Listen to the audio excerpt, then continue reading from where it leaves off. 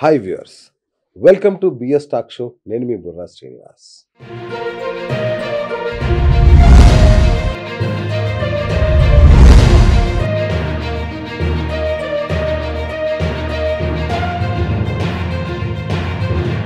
కాళేశ్వరం సుమన్ శర్మ గారు, డాక్టర్ కాళేశ్వరం సుమన్ శర్మ గారు మనకి అందుబాటులో లేక దాదాపు 3 నెలలు అవుతుంది. ఆయన ఇంటర్వ్యూ లేక, ఆయన మన ఛానల్కి రాక. ఎందుకంటే ఆయనకు ఎంత ఫాలోయింగ్ అంటే ఈ 3 నెలలు ఆయన లేకున్నా కూడా బోలెడన్ని అపాయింట్మెంట్స్ ఫిక్స్ అవుతున్న పరిస్థితి. మరి ఆయన ఈ 3 నెలలు ఎందుకు లేడు, మనల్ని ఎందుకు ఇంత ఇబ్బంది పెట్టాడు అనేది మొత్తానికైతే తెలుసుకుందాం. వచ్చారు, ఇవాళ స్టూడియోకి వచ్చారు. మొత్తం మీద ఫైనల్గా 3 నెలల విరామం తర్వాత ఆయన గురించి మీకు తెలుసు. ఆయన జ్యోతిష బ్రహ్మగా, స్వర్ణకంకర ధారిగా, అలాగే ముహూర్త విశారదగా ఆయనకున్న బిరుదులు, ఆయన తీసుకున్న పిహెచ్డీలు మనందరికీ తెలుసు. 3 నెలల క్రితం వరకు ప్రతిరోజు దాదాపు ఒక 10 మందికి, అంటే దాదాపు ఒక 300-400 మందికి ఆయన జ్యోతిష్యం చెప్పారు. ఆ తర్వాత కొంచెం మనకి ఎందుకో తెలుసుకుందాం. ఇప్పుడు చెప్తారు ఆయన ఎందుకు రాలేదో. గురుగారు నమస్కారం. నమస్కారం అండి. ఎలా ఉన్నారు గురుగారు? బాగున్నానండి. సుదీర్ఘ విరామం తర్వాత వచ్చారు. ఎందుకో నాకు తెలుసు ఎందుకు రాలేదో. ప్రేక్షకులు మాత్రం మమ్మల్ని చెవులు వాచిపోయేలాగా తిడుతున్నారు, ఎక్కడ సుమన్ శర్మ గారండి. మీరే వాళ్ళకి సంజాయిషి చెప్పుకుంటే బాగుంటుందండి.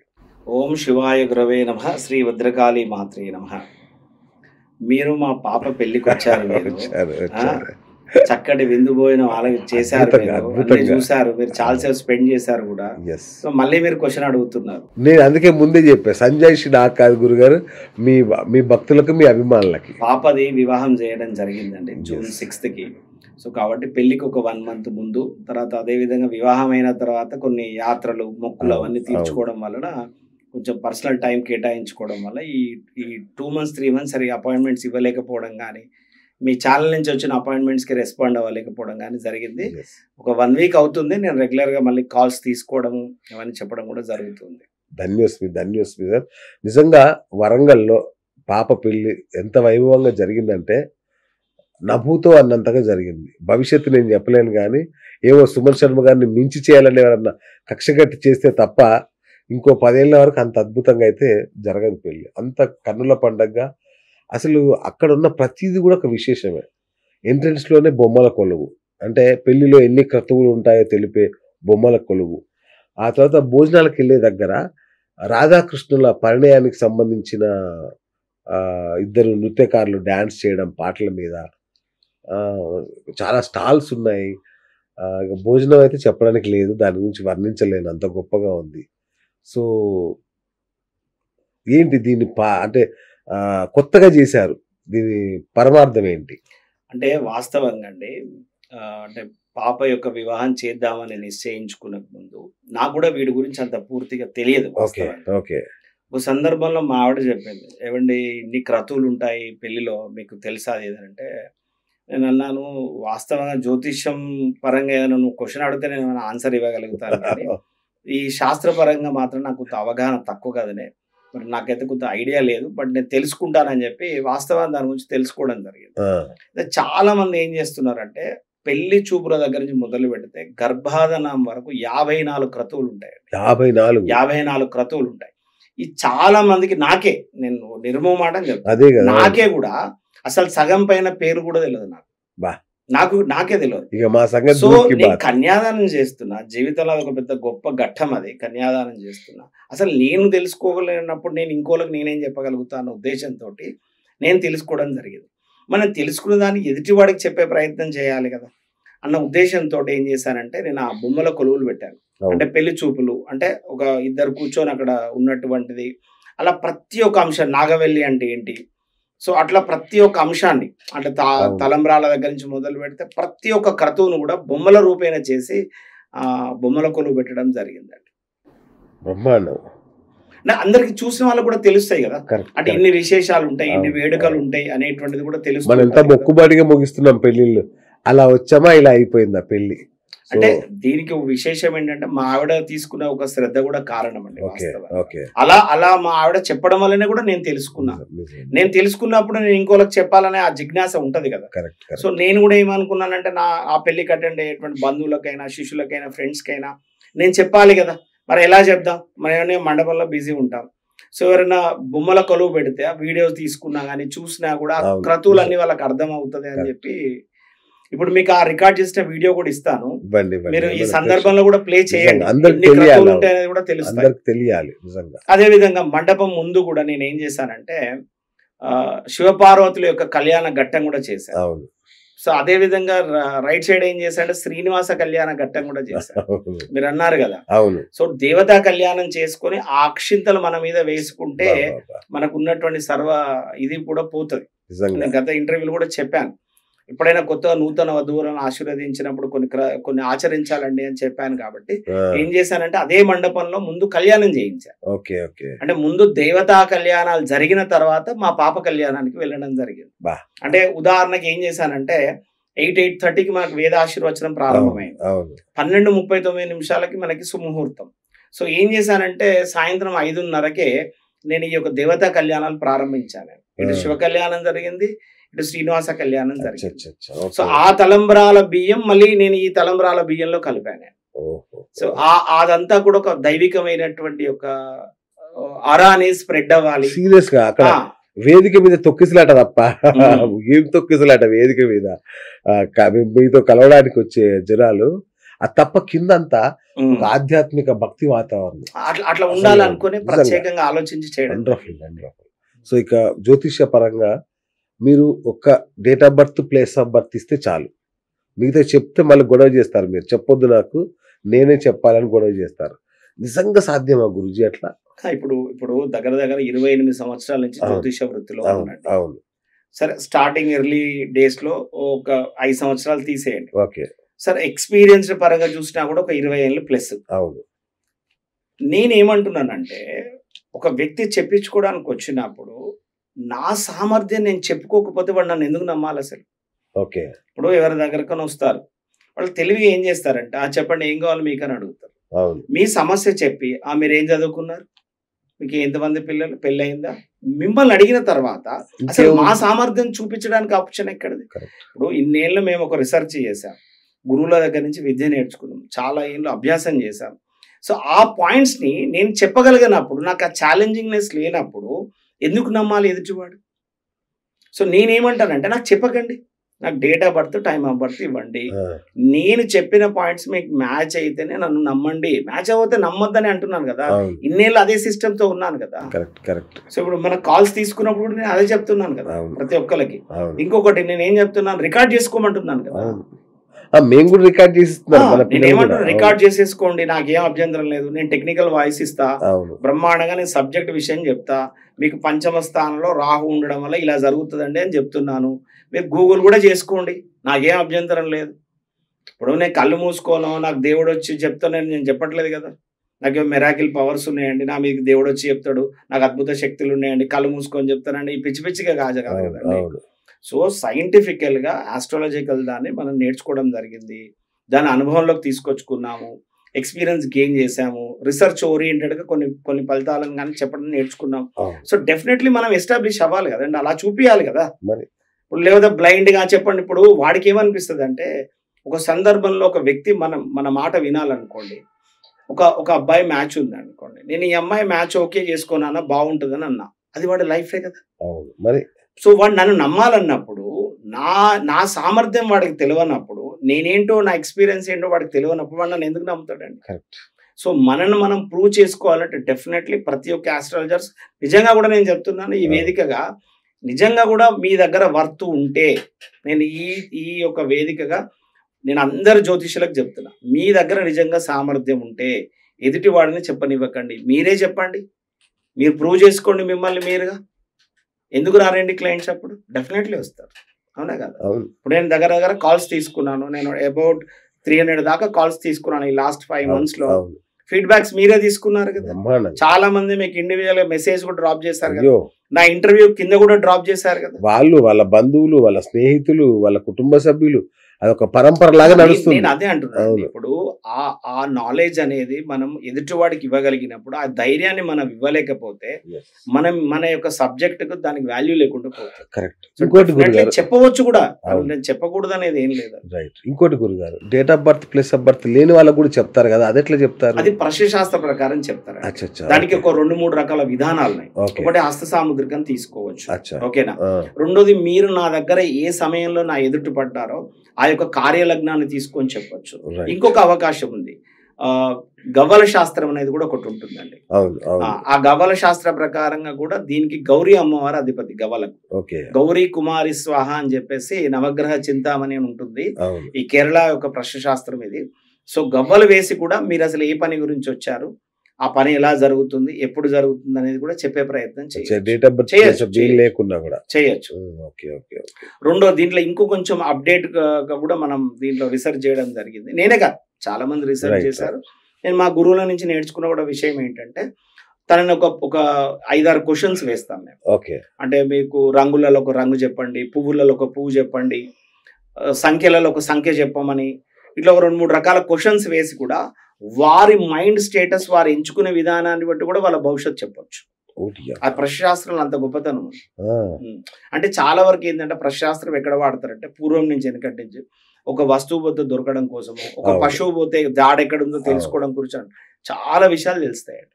ఇవే కాదు, చాలా రకాల విషయాలు తెలుసు. మన జ్యోతిష శాస్త్రంలో యోగాలు అనేవి చాలా అత్యంత ప్రాముఖ్యమైనవి. అంటే ఒక మనిషి జీవితంలో ఏమవుతాడు, ఎంత దూరం వెళ్తాడు, ఏం సాధిస్తాడు అనేది ఈ యోగాల ద్వారానే తెలుస్తుంది అంటారు. ఈ రాజయోగాలు కావచ్చు, ఇట్లాంటి యోగాలు. ఈ యోగాలు అయితే చాలా మందికి యోగం ఉన్నా కూడా కొందరికి ఫలించదు, కొందరికి యోగం లేకపోయినా కూడా బ్రహ్మాండంగా సూపర్ హిట్ అవుతుంటారు. ఇది పనిచేయదు. ఇది ఇట్లాంటి ఈ యోగాల్లో ఈ సమస్యలు ఎందుకు వస్తాయి గురుగారు? అసలు ఫస్ట్ మా ప్రేక్షకులకు చెప్పండి, యోగాలు అంటే ఏంటో చెప్పండి ఫస్ట్. ఇప్పుడు యోగం అంటే ఏంటంటే యోగించగలిగేటువంటిది, లేదా శుభ ఫలితాలు ఇవ్వగలిగేటువంటిది, లేదా మన అభివృద్ధిలోకి తీసుకురాగలిగేటువంటిది, ఇది ఏదైనా కూడా మనం యోగం అనే పదం వాడుకోవచ్చు. సో విషయం ఏంటంటే, జ్యోతిషానికి వచ్చే వరకు అండి మనకి లగ్నం చాలా ఇంపార్టెంట్ అండి. అంటే ఒక ట్రైన్ కి ఒక ఇంజన్ లాంటిది అన్నట్టు, ముంగట ఉన్నటువంటి ఒక ఇంజన్ లెక్క. ట్రైన్ బోగిలన్నిటిని నడిపించగలగాలంటే మనకి లగ్నం వెరీ వెరీ ఇంపార్టెంట్ అండి. దానితో పాటుగా చాలా మంది జ్యోతిషులు చేసే ఒక చిన్న పొరపాటు చెప్తారండి ఇక్కడ. అంటే యోగాల ముందు చెప్పే ముందు ఒక చిన్న పొరపాటు చేస్తుంటారు. ఏం చేస్తుంటారంటే, ఈ లగ్నము కానీ, ఈ స్థానాలు కానీ, ఉచ్చస్థానం, నీచస్థానం అని చెప్పి ఇవి చెప్పుకుంటూ వెళ్తూ ఉంటారు. కానీ ఫస్ట్ ఇంకో ఇంపార్టెంట్ పాయింట్ ఉంటే ఏంటంటే, మనకు 10th హౌస్ ఉంటుందండి. దీన్ని కర్మస్థానము అంటారు మనం. ఓకేనా. ఈ 10th హౌస్ కి ఈ లగ్నానికి ఉన్నటువంటి పరస్పరమైనటువంటి ఒక మిత్రత్వమా, శత్రుత్వమా, అసలు ఫస్ట్ ఈ రెండు ఉన్నటువంటి రిలేషన్షిప్ ఈజ్ ఇంపార్టెంట్. దీంతో ఏమవుతుందంటే, అసలు ఆ వచ్చిన యోగాన్ని తను వాడుకుంటాడా వాడుకోడు, అది ఇంపార్టెంట్ కదా.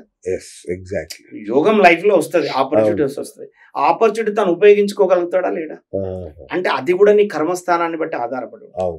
సో ఏంటంటే లగ్నం ఎంత ఇంపార్టెంటో దశమ స్థానం కూడా అంత ఇంపార్టెంట్. ఇక మనం యోగాల గురించి వద్దామండి. మనకి 2 నెగిటివ్ ప్లేసెస్ అండి, 1 is 8th and 12th. ఓకేనా. అయితే కొన్ని రకాల గ్రహాల కాంబినేషన్స్ ఉంటాయి. ఉదాహరణకి బుధ శుక్రుల కలయిక ఉందండి, దీన్ని లక్ష్మీనారాయణ యోగము అంటారు.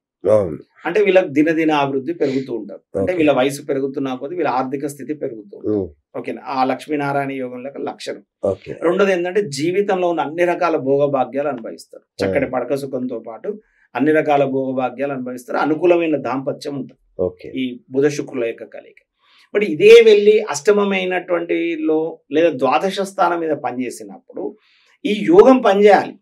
కానీ 8th and 12th లో సంభవించినప్పుడు ఏమైతే అది యోగ భంగం కూడా అవుతుంది. ఓకేనా. సో ఈ యోగాల గురించి అనేటువంటి టాపిక్ తీసుకున్నప్పుడు అండి, ఫస్ట్ మెయిన్ గా తీసుకోవాల్సింది పంచమహాపురుష యోగాలు. మనకి పంచమహాపురుష యోగాలు ఈజీగా గుర్తుపెట్టుకోవడానికి ఏంటంటే, మంగళ, బుధ, గురు, శుక్ర, శనివారాలు. మంగళ, బుధ, గురు, శుక్ర, శనివారాలు. ఓకేనా. ఫస్ట్ ది హంసయోగం, అది గురువు వల్ల కలుగుతుంది. రెండవటువంటి యోగం శశాయోగం, అది శశి యోగం అని కూడా అంటారు. మూడవది మాలవ్య యోగం. నాలుగవది రుచక యోగం, అది కుజుడు వల్ల కలుగుతుంది. చివరిది భద్రయోగం, అది బుధుడు వల్ల కలుగుతుంది. సో మంగళవారం అధిపతి కుజుడు, అలా మంగళ, బుధ, గురు, శుక్ర, శనివారాలు, ఈ 5 వారాల అధిపతులకు అంటే ఈజీగా అర్థమవుతుంది. సో ఇవి ఈ 5 యోగాలు విశేషమైనట్టు. ఇప్పుడు హంసయోగం ఉందనుకోండి, హంసయోగం ఉన్నప్పుడు గురువు వల్ల కలుగుతుంది. మంచి మేధాశక్తి ఉంటుంది, తెలివితేటలు ఉంటుంది, మంచి యోగ్యత ఉంటుంది, మంచి విద్యావంతులు అవుతారు, సొంత ఇల్లు ఉంటుంది, వాహనం ఉంటుంది, పుత్ర సంతాన యోగ్యత ఉంటుంది, చేతి కింద సేవకులు ఉంటారు, పని వాళ్ళు ఉంటారు, గౌరవ మంచి చక్కటి వాహనాలు ఉంటాయి, ఇవన్నీ కూడా ఉంటాయి. మరి యోగ భంగమయ్యే అవకాశం కూడా ఉంటుంది. ఇప్పుడు ఆ గురువు ఉదాహరణకు వక్రించున్నాడు కావచ్చు, ఆ గురువు మీద ఇంకేదైనా చెడు గ్రహాల దృష్టి ఉండవచ్చు, ఆ గురువుతో పాటు రవి కూర్చున్నప్పుడు గురువు అస్తంగతులు అవ్వచ్చు. సో యోగము అవయోగాలు అనేది ఒక పర్టికులర్ ఆఫ్ మాటతోటో, ఒక పర్టికులర్ ఆఫ్ ఇప్పుడు మీరు మాట్లాడుతున్నారు, నేను ఒక 2-3 స్టేట్మెంట్స్ ఇవ్వడం వలన ఇది అర్థమయ్యే అంశం కాదట. ఎందుకంటే జ్యోతిష్యంలో ఒక 60% ఆఫ్ ద ఫలితాలు ఈ యోగా అవయోగాలతోటి ఆధారపడి ఉంటాయి. సో ఇప్పుడు అడిగిన ఒక క్వశ్చన్కి ఆన్సర్ ఇవ్వడిచి యోగాల మన టాపిక్ ని కూడా క్లోజ్ చేయలేం. ఇప్పుడు మనం 10 ఇంటర్వ్యూలు చేయాలి, వాస్తవంగా కూడా ఒక యోగాలే అని మనం మాట్లాడుకోవాలనుకుంటే ఒక్కొక్క యోగం ఏంటి, బుధాధిపత్య యోగం, వృచక యోగం ఉంటుంది, గజకేసరి యోగం ఉంటుంది, అమల యోగం ఉంటుంది, భేరీ యోగం ఉంటుంది. సో ఇలా రకరకాల చంద్రమంగళ యోగం ఉంటుంది. ఒక్కొక్క యోగం ఒక్కొక్క రకంగా పనిచేస్తుంటుంది, ఒక్కొక్క యోగం ఒక్కొక్క లగ్నానికి ఎలా పనిచేస్తుంటుంది, అదేవిధంగా కర్మస్థానాన్ని బట్టి వీళ్ళు ఎలా ఉపయోగించుకుంటారు, ఇలా ఎన్నో రకాలైనటువంటి అంశాలను మనం తీసుకోవాల్సి వస్తుంది. Okay okay. అయితే గురుగారు ఒకే జాతకంలో శుభయోగాలు అశుభయోగాలు ఉండే అవకాశం ఉందా? ఖచ్చితంగా ఉంటాయండి. శుభయోగాలు ఉంటే అశుభయోగాలు. 9 గ్రహాలు ఉన్నాయండి. 9 గ్రహాలలో డెఫినెట్లీ మంచి చేసేటివి ఉంటాయి, చెడు చేసే ఉంటాయి, స్థానాలు కూడా ఉంటాయి కదా.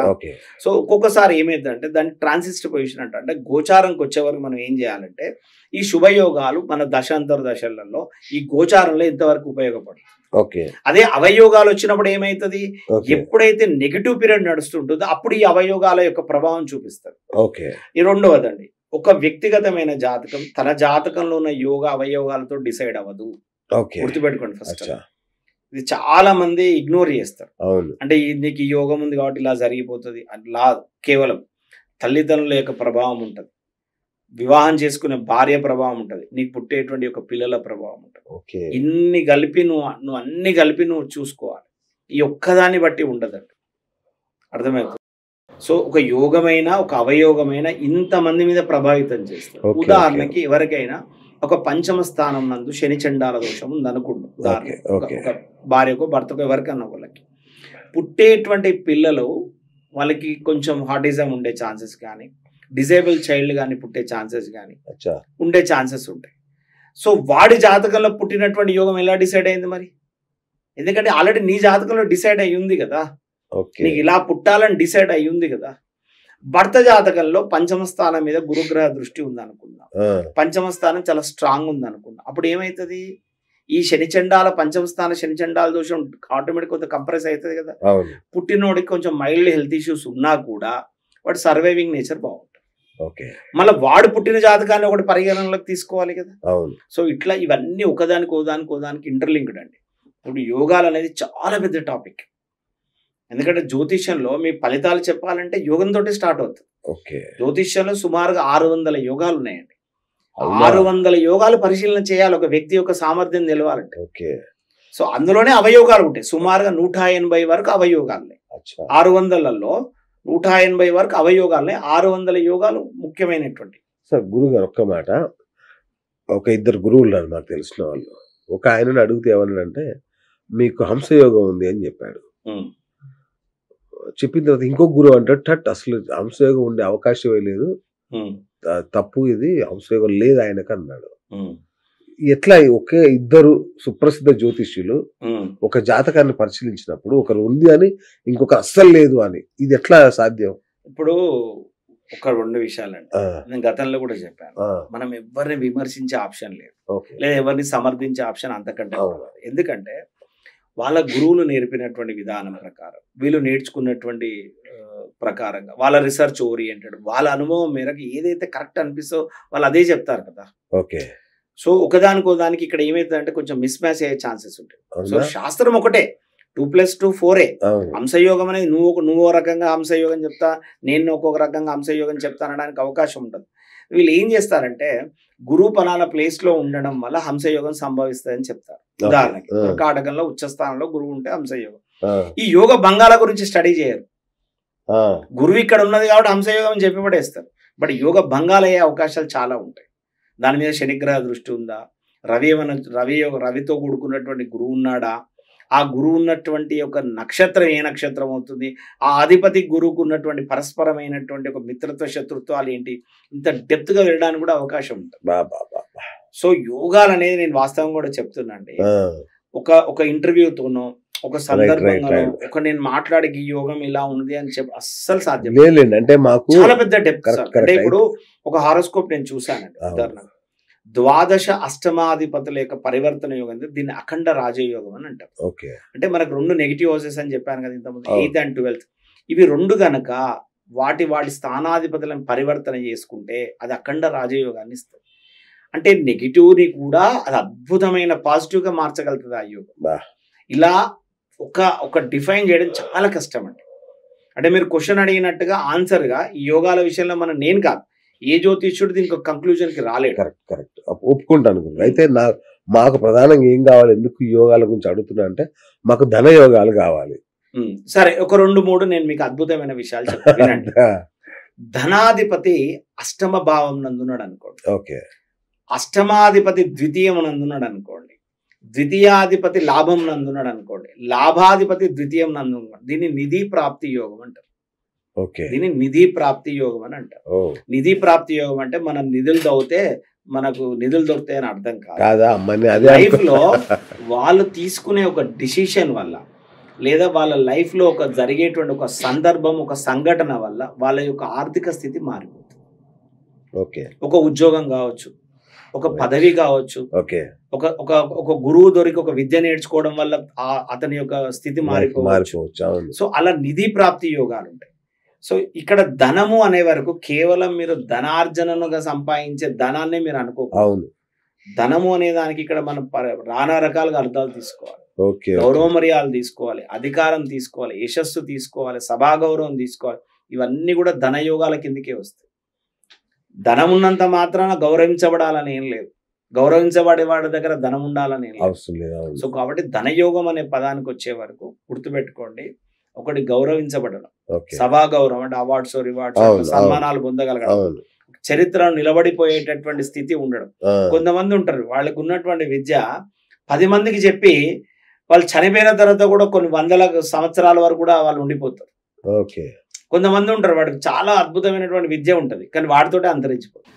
సో ధనయోగంలో గౌరవించబడడం అనేటువంటిది కూడా ఒక యోగం ఏంటంటే, సో ధనం అంటే నీ బ్యాంక్ బ్యాలెన్స్ బాగుంటేనే ధనయోగం కాదు. గౌరవించగలగడం ఒక యోగం, ఒక వాహనం నీకు ఉండగలగడం యోగం, నీకు నమ్మకస్తులైన పని వాళ్ళు ఉండడం అనేటువంటిది కూడా ఒక యోగం, నిజాయితీ పరులైనటువంటి వాళ్ళు ఉండడం ఒక యోగం. నేను లాస్ట్ ఇంటర్వ్యూలో చెప్పాను, మా టీం వల్లనేనండి ఇక్కడ దాకా నేను రాగలిగానండి. నాకు నిజాయితీ పరులైనటువంటి శిష్యులు దొరికారు, నా టీం దొరికింది, వాళ్ళు నిజాయితీగా హానెస్టీగా జపాలు చేస్తారు, అది నా బలం, ఇది నా ధనయోగం. ధనయోగం అంటే నా బ్యాంక్ బ్యాలెన్స్ ఎక్కువ ఉండాలని, అది కూడా నా ధనమే కదా. ఇంకోటి గురుగారు గజకేసరి యోగం అని చాలా గ్రాండ్ గా చెప్తుంటారు కదా, అదేంటి?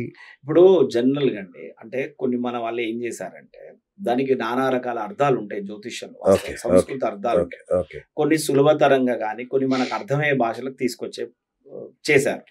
ఇప్పుడు అన్ని ఇట్లలో అత్యంత పవర్ఫుల్ బలమైనటువంటిది ఏంటిది జంతువు అంటే ఏం చెప్తారు? సింహం, అలాగే ఏనుగు. ఈ రెండే మాట్లాడుతారు. ఈ రెండిటి గురించి మీరు మాట్లాడుతారు. ఎందుకు?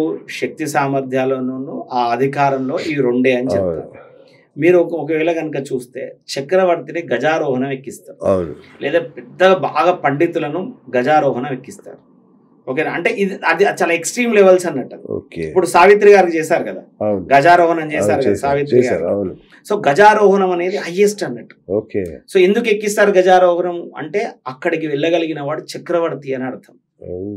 సో చక్రవర్తి ఎందుకు ఆ పదవి ఎందుకు ఇచ్చారు, లేదా ఆ అవకాశాన్ని ఎందుకు ఇచ్చారంటే ఎలాంటి లోపం ఉన్నా కూడా అక్కడ దాకా తీసుకెళ్ళదు. సో అత్యున్నతమైనటువంటి ఆలోచన విధానాలు, అత్యుత్తమైనటువంటి స్థితి కలిగిన వల్ల ఆ స్థాయికి వెళ్ళగలుగుతారు. సో ఆ చివరికి వాళ్ళకి అవకాశం ఇస్తారు. చాలా మంది పండితులకు కూడా ఇస్తారు. మా ప్రాంతంలో అండి మన వివిఎన్ శర్మ గారు ఉన్నారు జ్యోతిష్యంలో, వారు కూడా గజారోహణం చేయడం జరిగింది. సో అంటే వాళ్ళు ఆ పర్టికులర్ ఫీల్డ్ అత్యుత్తమమైనటువంటి స్థానం. సో గజకేసరి అనే పదం కూడా ఇక్కడ వాడుతున్నాం అంటే మనము చంద్రగురుల యొక్క దాన్ని బట్టి చెప్తారు. అంటే చంద్రగురుల కలయిక ఉన్నా, చంద్రుడి నుంచి కేంద్ర భావాలయందు బృహస్పతి ఉన్నా అది గజకేసరి యోగంగా తీసుకుంటారు. ఏముంటుంది ఆ గజకేసరి యోగం ఉండడం వల్ల? పలుకుబడి ఉంటుంది, ఓకే. మంచి సామర్థ్యం ఉంటుంది, విద్య ఉంటుంది. రాజయోగం అంటే, రాజయోగం అంటే ఏంటి? గౌరవించగలగడం, అవును. అవును. కింద సేవకులు ఉండడం, సొంతిల్లు ఉండడం, అవును. వాహనం ఉండడం. అవును. ఈ రోజుల్లో ఇంకొంచెం దాన్ని అప్డేట్ చేసి మేము ఏం చెప్తాము? మీకు లగ్జరియస్ లైఫ్ ఉంటదండి, మీరు ఫారెన్ వెళ్తారండి, మీకు 4 వీలర్ ఉంటదండి. అంటే మేము కొంచెం అప్డేట్ చేసి ఏం చెప్తామంటే, ఇగో ఈ సౌకర్యాలన్నీ మీకు సమకూరుతాయండి అని చెప్పే ప్రయత్నం చేస్తాం. కరెక్ట్. కరెక్ట్. మరి ఇదే గజకేసరి యోగము లగ్నవశాత్ అష్టమ ద్వాదశాల ఎందు ఉన్నదనుకోండి, అది యోగభంగం అవుతుంది, అది పని చేయదు. సో ఒక యోగం అనేది ఒక పర్టికులర్ జాతకంలో ఇలా ఉంటేనే ఇది యోగం అని చెప్పడానికి సాధ్యం కాదండి. రైట్. చాలా కాంబినేషన్స్ ఉంటాయి, ఓకే. చాలా విషయాలు ఉంటాయి. ఓకే. సో గురుగారు కొన్ని షార్ట్‌గా ఉమ్. చకచక అంటే మన ప్రేక్షకులకి వాళ్ళకి ఏం కావాలో అది ఇచ్చేందుకోసం తక్కువ టైంలో ఎక్కువ ఆన్సర్లు తీసుకునే ప్రయత్నం చేస్తాను. సో ఉన్నత పదవులు, కీర్తి ప్రతిష్టలు లభించాలంటే ఎలాంటి గ్రహస్థితులు ఉండాలి వాళ్ళకి? 3 గ్రహాలు ఉండాలి. ఓకే. ఒకటి బృహస్పతి, 2 శని, 3వది రాహు అండి. ఓకే. అంటే ఆకస్మికంగా వాళ్ళ ఉన్నటువంటి స్థితిని కానీ వాళ్ళని కానీ అమాంతంగా మార్చగలిగేటువంటి ఒక శక్తి ఓకే. శని వల్ల వస్తుందండి. ఓహో. ఆకస్మికమైనటువంటి అదృష్టం శని వల్ల వస్తుంది. ఓకే. రెండోది, అక్కడ దాకా తీసుకెళ్లి వెళ్ళగలిగినప్పుడు ఆ పదవిలో కూర్చోబెట్టగలగాలంటే గురువు ఉండాలి. ఆహాహా. దానికి పరివారమును ధనం సమకూరగలగాలంటే రాహు ఉండాలి. ఓకే. సో ఈ 3 గ్రహాలలో ఏ ఒక్క 2 ఉన్నా కూడా వాళ్ళు అక్కడ దాకా చేరుకోవడానికి అవకాశం ఉంటుంది. ఓకే. చదువులో బాగా రాణించాలంటే? చదువులో రాణించగలగాలంటే జన్మ లగ్నంలో, అంటే ఆ. జన్మ లగ్నంలో 2 హౌసెస్ వెరీ ఇంపార్టెంట్. ఒకటి okay. 4th and 10th, okay. 4వ స్థానం విద్యాస్థానం, 10వ స్థానం కర్మస్థానం. ఓకే. దీనితో పాటుగా పట్టుదలనిచ్చేటువంటి వాడు, వాక్కునిచ్చేవాడు రవి బాగుండాలి. ఓకే. శాస్త్రకారకుడైన శుక్రుడు బాగుండాలి. రెండోది విద్యాకారకుడైన బృహస్పతి బాగుండాలి. జ్ఞానకారకుడైనటువంటి బుధుడు బాగుండాలి. ఓకే. సో ఇక్కడ ఏమైతుందంటే, ఇక్కడ విద్యావంతులు అంటే ఒక్కొక్కరు ఒక్కో దాంట్లో ఎక్స్పర్ట్ అవుతారు. అవును. కొంతమంది ఉదాహరణ కుజుడు అద్భుతంగా ఉన్నాడు అనుకోండి, వాళ్ళు అడ్వకేట్స్ అవుతారు, పోలీస్ డిపార్ట్మెంట్కి, నావీ, డిఫెన్స్ ఇలా వెళ్తారు. ఓకే. కొంతమందికి బృహస్పతి బాగున్నాడు అనుకోండి, వాళ్ళకి నాలెడ్జ్ బాగుంటుంది, ఇంజనీర్స్ అవుతారు. ఓకే. సో ఎవరి జాతకంలో శుక్రుడు అద్భుతంగా ఉన్నాడు అనుకోండి, వాళ్ళు ఫైన్ ఆర్ట్స్ లో బాగా రాణించగలుగుతారు. అచ్చా. భరతనాట్యం అనుకోండి, ఆర్ట్స్ అనుకోండి, కరెక్ట్. కరెక్ట్. కవిత్వాలు రాయగలుగుతారు. అవును. సో ఒక పర్టికులర్ దాన్ని బట్టి మనం గ్రహాన్ని బట్టి అని చెప్పలేం. ఇప్పుడు బుధుడు ఓకే. ఉన్నాడు అనుకోండి, ఆ. అద్భుతమైనటువంటి మేధాశక్తి ఉంటుంది. రైట్. సో ఇప్పుడు బుధుడు టాప్ ఉన్నటువంటి వాళ్ళకి ఏంటి, సో వాళ్ళకి ఆటోమేటిక్గా వాళ్ళు గొప్ప మ్యాథమెటిషియన్స్ అవుతారు, లేదా ఓకే. మ్యాథ్స్ టీచర్స్ అవుతారు. ఓకే. భద్రయోగ జాతకులు కానివ్వండి, వాళ్ళంతా ఆ. మ్యాథ్స్ టీచర్స్ అవుతారు. ఓకే. విదేశాలకు పోవాలనుకుంటే? విదేశాలకు యాక్చువల్గా ఏంటంటే, విదేశాలలో 2 పాయింట్స్ ఉంటాయి. ఆ. నేను ఫస్ట్ టైం చెప్తున్నా, ఇప్పటివరకు నేను ఏ ఇంటర్వ్యూలో కానీ ఇప్పటివరకు ఎవరికి చెప్పలేదు. ఓకే. యాక్చువల్గా విదేశాన యోగంలో 2 విషయాలు చెప్తారండి. ఓకే. ఒకటి ఏంటంటే, యుద్ధంలో ఉండి సంవత్సరాల తరబడి అలా ప్రయాణం చేస్తూ ఊర్లు దాటుకుంటూ వెళ్ళే వాళ్ళది విదేశాన యోగం ఒక పద్ధతి. అచ్చా. ఓకేనా. దాంట్లో 2వ పద్ధతి ఏంటంటే, వ్యాపార నిమిత్తము సరుకును తీసుకొని వెళ్ళి ఒక ప్లేస్ నుంచి ఇంకో ప్లేస్కి వెళ్ళి అక్కడ అమ్ముకు తిరిగి వచ్చే విదేశాన యోగం ఒకటి. ఆ. ఇప్పుడు మనం ఏదైతే నిత్య జీవనంలో వాడుతున్నటువంటి విదేశాన యోగం ఏదైతుందో దాన్ని దౌర్భాగ్య యోగం అంటారు. దాని పేరు దౌర్భాగ్య యోగం. దేవుడా. నా ముందుకు ఒక క్లయింట్ వచ్చి కూర్చుంటే జాతకం చూసి, మీ అబ్బాయికి దౌర్భాగ్య యోగం ఉందని అనుకోండి, చచ్చిపోతాడు. తిట్లు తిట్టకుండా పోతారు. అవును. అదే మీ అబ్బాయికి బ్రహ్మాండమైనటువంటి విదేశాన యోగం ఉందండి పిల్లవాడికి అని నేను అన్నాను అనుకోండి, వాడు మంచిగా ముఖంలో ఒక నవ్వు ఉంటాడు. ఆ. విషయం ఏంటంటే, జన్మ లగ్నము నుంచి అండి 2వ స్థానము, 7వ స్థానము, 9వ స్థానం, 12వ స్థానం, ఈ 4 స్థానాలలో జలతత్వమైనటువంటి శుక్ర చంద్రులు కనుక ఉన్నారనుకోండి, వాళ్ళు విదేశాలకు వెళ్తారు. ఓకే. ఓకేనా. కొంతమంది హనీమూన్కి వెళ్ళేసి వస్తారు, అవును. కొంతమంది ఉత్తగా జాలీ ట్రిప్స్కి వెళ్ళేసి వస్తూ ఉంటారు, అవును. కొంతమంది అక్కడే వెళ్ళి విద్యను అభ్యసించి తిరిగి వచ్చేస్తారు, అవును. కొంతమంది విద్యను అభ్యసించి కూడా అక్కడే ఉద్యోగం చేస్తూ కొంతమంది ఉంటారు. ఆ. ఇది మిగతా ప్లానటరీ పొజిషన్స్ బట్టి చెక్ చేసుకోవాలి. ఓకే. అసలు దౌర్భాగ్య యోగం అంటే ఏంటంటే, ఒక పండుగ రోజు కానీ, పుట్టినరోజు కానీ, తల్లి తండ్రి బతికి ఉండి, మేనమామ మేనత్త బతికి ఉండి, సోదరులు బతికి ఉండగా మనం బొట్టు పెట్టించుకొని తలకిట్లా నూనె రాస్తారు కదా మన పండుగ కానీ పుట్టినరోజు, అలా స్నానం చెయ్యలేని పరిస్థితులలో మనంగా పోయి స్నానం చేసిన, భోజనం మనమే పెట్టుకొని తిన్నా, ఓకేనా, దైవతార్చన చేసుకోకుండా మనం భోజనం తినాల్సిన పరిస్థితి, అంటే పితృదేవతలుగా అంటే పెద్దవారి నుంచి మనం ఆశీర్వచనాన్ని పొందకుండా మనం భోజనం కనుక తిన్నామనుకో వాళ్ళు దౌర్భాగ్యం. ఇప్పుడు విదేశాలకు వెళ్ళిన వాళ్ళ పరిస్థితి ఏంటి చెప్పండి? దౌర్భాగ్యమే. సో దౌర్భాగ్య యోగం ఉందని నేను ఈ మాట అన్నాను అనుకో తిడతారు. సో విదేశాన యోగం ఉందండి అని అంటే సంతోషపడతారు. బా. ఈ రెండో విషయం. రెండోది నవమ దశమ స్థానాల యొక్క పరివర్తనం చెంది ఈ శుక్రచంద్రుల యొక్క సంబంధించినటువంటి ఒక రిలేషన్షిప్ని చెక్ చేస్తే మనది ఒకటి చెప్పొచ్చండి. ఏంటంటే లాంగ్ టర్ము యుద్ధ నిమిత్తమై వాళ్ళు దేశాలు తిరుగుతూనే ఉంటారు. మనకు చాలా మందికి తెలియదండి, మన ఇండియన్ ఆర్మీ వెళ్ళి కూడా యుఎస్లో ఉంటారు, 10-15 సంవత్సరాలు ఉంటారు. మనకు చాలా మందికి ఇది చాలా మందికి ఎక్కువ నాలెడ్జ్ ఉండదు. అదే విధంగా శ్రీలంక వాళ్ళు వచ్చి కూడా మన దగ్గర పనిచేస్తారు. అట్లా సైనికులు చాలా దేశాలలో కూడా వాళ్ళు వర్క్ చేస్తూ ఉంటారు చాలా మంది. ఇది చాలా మందికి తెలియదు. అంటే మన వాళ్ళు ఏమనుకుంటారంటే మిలిటరీ వ్యవస్థ అంటే ఒక మన దగ్గరే ఉంటుంది అనుకుంటారు. మన వాళ్ళు వేరే దగ్గర కూడా ఉంటారు. ఇప్పుడు అంతెందుకంటే పాకిస్తాన్లో యుఎస్ ఆర్మీ లేదా, అట్లా. సో వీళ్ళు ఏంటంటే ఇల్లును విడిచిపెట్టి దేశాన్ని విడిచిపెట్టి సంవత్సరాల తరబడి అలా ఉండిపోతారు. అది నవమ దశమ యొక్క పరివర్తనం చెందుతూ ఈ జలతత్వమైన శుక్రచంద్రులతో ఉన్నప్పుడు వాళ్ళు రక్షణ నిమిత్తమే వాళ్ళు నియమించబడతారు వాళ్ళు. సో అంతే వాళ్ళ జీవితం దానికే అన్నట్టుగా. అయితే ఇంకోటి వివాహం కావట్లేదు, ఆలస్యం అవుతుంది, వివాహంలో సమస్యలు ఇట్లాంటివి కాకుండా వివాహం జరగడానికి, చక్కటి వివాహం జరగాలంటే ఎట్లాంటి గ్రహస్థితులు ఉండాలి? ఇప్పుడు మనము ఒక జరగాలనే దాన్ని మనం డిఫైన్ చేయలేమండి. ఇలా జరుగుతుంది అని చెప్పలేము. జాతకాన్ని విశ్లేషణలో ఇది మంచి చెడని చెప్పగలుగుతాం కానీ ఇలా జరగాలంటే ఇలా ఉండాలంటే మనం డిఫైన్ చేయలేము. సప్తమ స్థానాన్ని తీసుకుంటామండి జనరల్గా. చాలా మంది ఇంకొక పాయింట్ మిస్ అవుతారు. ఏంటంటే 7th హౌస్ చూసి మ్యారిటల్ లైఫ్కి సంబంధించి అవి చెప్పేస్తుంటారు. బట్ దీని మీద ఇంకొక పాయింట్ కూడా ఉంటుంది. ఏంటంటే అది కుటుంబ స్థానం. 2nd హౌస్ని కూడా పరిశీలించడం మర్చిపోతారు చాలా మంది. దాన్ని బట్టి కూడా మన యొక్క స్థితిగతులు చెప్పవచ్చు. ఓకేనా? సో ఇప్పుడు శుక్రుడు వివాహకారకుడు అండి. శుక్రుడు వివాహకారకుడు. ఉదాహరణ కన్యలో నీచలో ఉన్నాడు అనుకోండి, లేదా శత్రుస్థానమైనటువంటి సింహంలో కానివ్వండి, మేషంలో కానీ వృశ్చికంలో ఉన్నారనుకోండి, వాళ్ళకి అంత ఈజీ టాస్క్ ఉండదు పెళ్ళి. టకటక చూసినామండి, 4 సంబంధాలు చూసాం, ఒకటి చూస్ చేసుకున్నామండి, పెళ్ళి అయిపోయింది అన్నట్టు ఉండదు. అది యుద్ధం లెక్క ఉంటుంది వాళ్ళకి. సో అలాంటి వారికి ఏం చేయాలంటే బిఫోరే ఖచ్చితంగా వివాహ ప్రయత్నాలు చేసే ముందే వారికి శుక్రజపం చేయించి దానాలు ఇప్పించే ప్రయత్నం చేయమని చెప్తాను. రెండోది మళ్ళీ ఎప్పుడు చేయమని చెప్తాను, ఎప్పుడు సంపూర్ణమైన గురుబలం ఉంటుంది అప్పుడే ట్రై చేయమంటారు. ఎందుకంటే రిమైనింగ్ టైమ్స్లో అది కాదు, ఫెయిల్ అయిపోతుంది. రేపు మాట ముచ్చట రేపు వస్తున్నారు వాళ్ళు అంటే కూడా అది క్యాన్సిల్స్ అయిపోతుంది. సో వివాహ విషయానికి వచ్చే వరకు 2nd హౌస్ అండ్ 7th హౌస్ని మనం ఖచ్చితంగా పరిశీలన చేసుకోవాలి. దాంతోపాటు శుక్రుడు అని ఈజ్ వెరీ ఇంపార్టెంట్, ఎందుకంటే వివాహ కారకుడు కదా. సంతాన కారకులు అంటే సంతాన కారకులు 3 గ్రహాలండి. చాలా మంది బృహస్పతి ఒకటే అని అనుకుంటారు, బట్ రవి కుజులు కూడా సంతాన కారకులే. ఈ 3 గ్రహాల వల్ల సంతానం అనేటువంటిది డిసైడ్ అవుతుంది. మళ్ళీ 5th హౌస్ని బట్టి డిసైడ్ అవుతుంది. రెండవది రోగస్థానం కూడా డిసైడ్ చేస్తారు. ఎందుకంటే నీకు వచ్చే రోగాన్ని బట్టి కదా నీకు అసలు నీకేమైనా పిల్లల్ని కనగలిగే స్థితి ఉందా లేదా కూడా చూసుకోవాలి. సో చాలా మంది ఏం చేస్తారు, 5th హౌస్ వెరిఫికేషన్ చేసేసి ఓకే అని చెప్పేస్తారు. మనకు వాడికి ఏమైనా రోగాలు ఉన్నాయా లేవో మంచిగా చేయడానికి మనం 6th హౌస్ కూడా వెరిఫికేషన్ చేయాలి. సో 5th 6th కూడా మనం చెక్ చేసుకోవాలి. రవి కుజ గురువులను కూడా చెక్ చేసుకోవాలి. ఈ 3 గ్రహాలను కూడా మనం ఖచ్చితంగా చెక్ చేసుకోవాలి. ఓకే, అంటే ఇప్పుడు దీర్ఘ రోగాల్ని కానీ తీవ్ర అనారోగ్యాలని కానీ సూచించే సూచనలు ఉంటాయా? 100% ఉంటుందండి, ఖచ్చితంగా ఉంటుంది.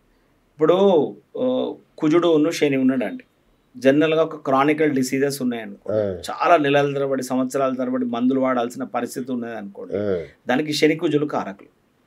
ఎప్పుడైనా ఈ శని కుజులు పరస్పరంగా ఒలనొలు చూసుకున్నా కానీ, ఇద్దరు కలిసి ఉన్నా కానీ, ఇద్దరు కలిసి ఒకే స్థానాన్ని చూస్తున్నా కానీ క్రానికల్ డిసీజెస్ వస్తాయి. సో 6th హౌస్ను బట్టి ఏ స్థానం మీద ఇంపాక్ట్ పడుతుందో కూడా ఆ రోగాన్ని కూడా మనం చెప్పవచ్చు. ఓకేనా? రెండవది, ఈ 2 గనక రాహుని కనుక చూస్తున్నది అనుకోండి, అది క్యాన్సర్ లాంటి రోగాలు కూడా ఐడెంటిఫై అయ్యే ఛాన్సెస్ ఉంటాయి. అట్లా సో చాలా ఉంటాయండి. ఒక పర్టికులర్ ఆఫ్ పాయింట్ అని మనం చెప్పడం కష్టం అది. బట్ మనం శరీర స్థానం చూసుకోవాలి, 6th రోగం చూసుకోవాలి, 8th ఆయుష్ను చూడాలి, 12th హౌస్ని మోక్ష స్థానాన్ని చూస్తాలి. సో ఈ కుజుడు ఈ శని రాహు ఈ 3 పరస్పరంగా ఎవరెవరైనా చూస్తున్నారో చూసుకోవాలి. వాళ్ళకు వచ్చే రోగాలు అది దీర్ఘకాలికంగా మారుతుందా లేదా చూసుకోవాలి. రన్నింగ్ గోచారానికి వచ్చే వరకు ఇంపాక్ట్ ఏమైనా పడుతుందా, ఇప్పుడే ఎందుకు వచ్చింది అది.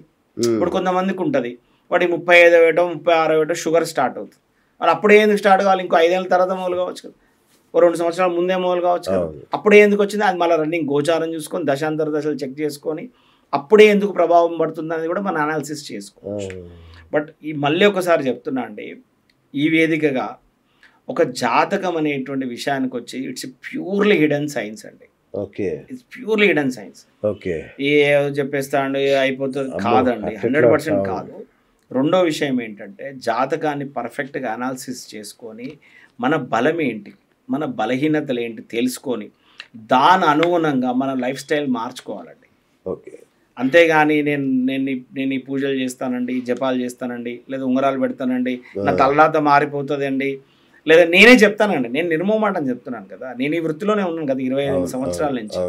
నేనైనా ఎవరికైనా పూజలు కానీ జపాలు కానీ లేదా ఒక స్టోన్ సజెస్ట్ చేశాను అనుకోండి, బాబు నీ నెగిటివ్ కొంత కంప్రెస్ అవుతుంది అని చెప్తాను. కానీ ఏ చూడు రేపటికెళ్ళి నీ తలరాత మారిపోతుంది, ఇక నీ స్టార్లు తిప్పుతా. నీ స్టార్ తిప్పే శక్తి నాకుంటే ఫస్ట్ నా స్టార్ నేను తిప్పుతా, అంతే కదా. రెండవది, నేను బ్రాహ్మణి, నేను స్టార్ నేను తిప్పుకుంటా అంటే ప్రతి బ్రాహ్మణుడు వాడి స్టార్ తిప్పుకుంటే ప్రపంచంలో ఫస్ట్ నెంబర్ 1 బ్రాహ్మణులే ఉంటారు, లేదా ఆ పూజను ఆచరించే వాళ్ళే ఉంటారు, అంతే కదా. అట్లా ఉండదంట. మన బలం బలహీనతలు తెలుసుకొని దాని అనుగుణంగా మన లైఫ్ స్టైల్ని మార్చుకోవడం అనేది ఆస్ట్రాలజీ. ఇప్పుడు కొంతమందికి చెప్తానండి, శరీర స్థానం మీద శని యొక్క ఇంపాక్ట్ పడుతుంది, బాబు లావెక్కకయ్యా, ఒబిసిటీ వల్ల నీకు ఇబ్బంది కలుగుతుంది అని చెప్తాను. ఉదాహరణకు బుధుడి మీద దృష్టి ఉందనుకోండి, నీకు థైరాయిడ్ వచ్చే ఛాన్సెస్ ఉన్నాయండి అని చెప్తాను. కొంతమందికి ఉంటుంది పంచమ స్థానం కొంచెం బలహీనంగా ఉంటుంది. నేను వాళ్ళకి ఏం చెప్తాను తెలుసా, ఈ పూజలు ఆ పూజలు కాదు, నేను వాళ్ళకి ఫస్ట్ చెప్పేది ఏం తెలుసా, తొందరగా పెళ్లి చేసుకొని పిల్లల్ని కనమని చెప్తాను. అదే రెమెడీ. ఎందుకంటే నీకు ఫ్యూచర్లో నీకు ఇబ్బంది అవుతుంది, నీకు హార్మోనికల్ ఇన్బ్యాలెన్స్ వస్తుంది, పీసీఓడి వస్తుంది, ఫ్యూచర్లో నీకు పిల్లల్ని కనడం కష్టం అవుతుంది, కాబట్టి తొందరగా పెళ్లి చేసుకో, తొందరగా పిల్లల్ని కానీ, ఇది రెమెడీ అని చెప్తాను. ప్రేమకు సంబంధించి ప్రేమ సంబంధాలు అంటే 7th హౌస్ అనేటువంటిది జనరల్గా కూడా అఫేర్స్ని కూడా ఇండికేట్ చేస్తుంది. 7th హౌస్ దాంతో పాటుగా రవి శుక్రులు ఇద్దరు కూడా అఫేర్స్కి కారలకు. సో 7th హౌస్కి రవికి ఏదన్నా సంబంధం ఉన్నదా అనే దాన్ని బట్టి కూడా ఎక్స్టర్నల్ అఫైర్స్ ఏమన్నా ఉంటాయా, ప్రేమ వివాహం సక్సెస్ అవ్వడానికి అవకాశం ఉంటుందా, లేదా వివాహానంతరం కూడా భార్యతో కాకుండా ఇంకా నలుగురితో కూడా ఇట్లాంటి ఏమైనా అడవైన వేషాలు వేసే అవకాశాలు ఉంటాయా అనేటువంటిది కూడా ఇండికేట్ అవుతుంది. దాంతో అగౌరవం పాలయ్యేటోళ్ళు ఉంటారు వాస్తవంగా, దాంతో సర్వనాశనం అయ్యేటోళ్ళు కూడా ఉంటారు, వాళ్ళ జీవితాలను సర్వనాశనం చేసుకునేటోళ్ళు కూడా ఉంటారు. సార్ ఇట్లాంటి విషయాల్లో జ్యోతిషులు తరచూ చేసే తప్పులు ఏంటి గురుగారు? అంటే జనరల్గా ఏంటంటే ఫస్ట్ ఆఫ్ ఆల్ ఏంటంటే జ్యోతిషము అది చెప్పించుకునేవాడి దగ్గర ఓపిక ఉండాలి, చెప్పేవాడి దగ్గర. చెప్పించుకునేవాడు తనను ఆ అవుట్పుట్ తీసుకోవడానికి తను రెడీ అయి ఉండాలి. కానీ వాళ్ళు ఏం చేస్తారంటే ఆ వచ్చిన పర్టికులర్ ఆఫ్ పని వరకు ఆ క్వశ్చన్కి ఆన్సర్ ఏమైనా ఇచ్చాడా అని చెక్ చేసుకొని వెళ్ళిపోతుంటారు. అట్లా చేయొద్దు. ప్లసెస్ మైనస్ అన్నీ కూడా తను చెప్పేటి అన్నీ కూడా నోట్ డౌన్ చేసుకో, దాని అనుగుణంగా ఆస్ట్రాలజీని ఫాలో అప్ చేస్తూ ఉండాలి. నేను చెప్తానండి నిర్మోహమాటగా, ఎందుకంటే నేను పర్ డే కూడా మీరు మీరు మీరు గమనించుకోవచ్చు లేదా తెలుసుకోవచ్చు, వరంగల్లో ఒక రోజు మొత్తం మీద నేను 6 to 8 అపాయింట్మెంట్స్ ఇస్తానండి. అంతే. నేను చెప్పదలుచుకుంటే ఒక 20 మందికి నేను చెప్పలేను రోజు మొత్తం మీద. నేను 6 నుంచి 8 అపాయింట్మెంట్సే ఇస్తా, అది 3 రోజులు చెప్తా, సోమ మంగళ బుధనే చెప్తా. ఎందుకు అంటే రిమైనింగ్ డేస్లో ఏం చేస్తా అంటే మ్యాచెస్ ఉంటాయి, హారోస్కోప్ మ్యాచెస్ ఉంటాయి, ముహూర్తాలు పెట్టడం ఉంటుంది. దాంతోపాటు మిగతా 3 రోజులు నేర్చుకోవాలి ఫస్ట్. ఇంకా ఎందుకంటే నాకు జ్యోతిషం ఇంకా పూర్తిగా రాలే, నేను నేర్చుకోవద్దా, నేను ఇంకా రీసెర్చ్ చేయాలి.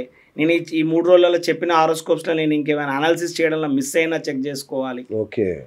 తెలియనటువంటి వాడిని నేర్చుకునే ప్రయత్నం చేయాలి. ఒక పాయింట్ కొత్త తెలిసింది, ఇది కరెక్ట్ అనడానికి నేను పాత హారోస్కోప్స్ ఒక 10-20 రెఫర్ చేసుకోవాలి.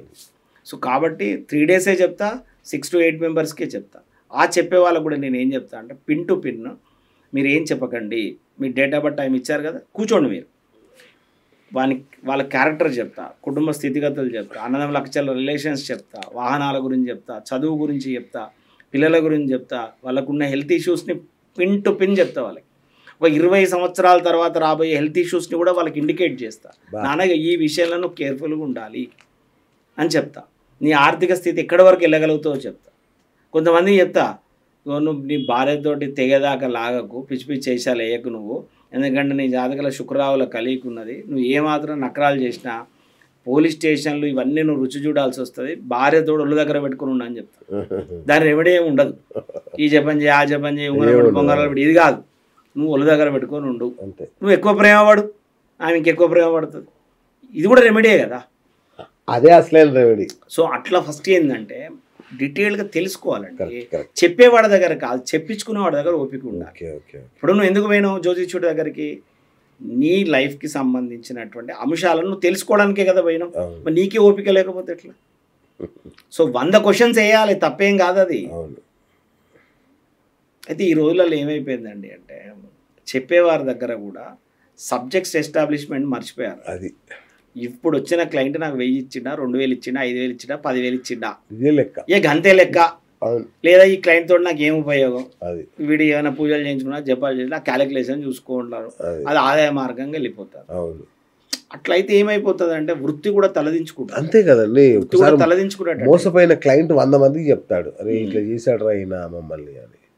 అదొక బ్యాడ్. అయితే రైట్, బాగుంది గురుగారు. యోగాలకు సంబంధించి గ్రహాలకు సంబంధించి అద్భుతంగా చెప్పారు. ఇక రాబోయే పితృపక్షాలు వస్తున్నాయి.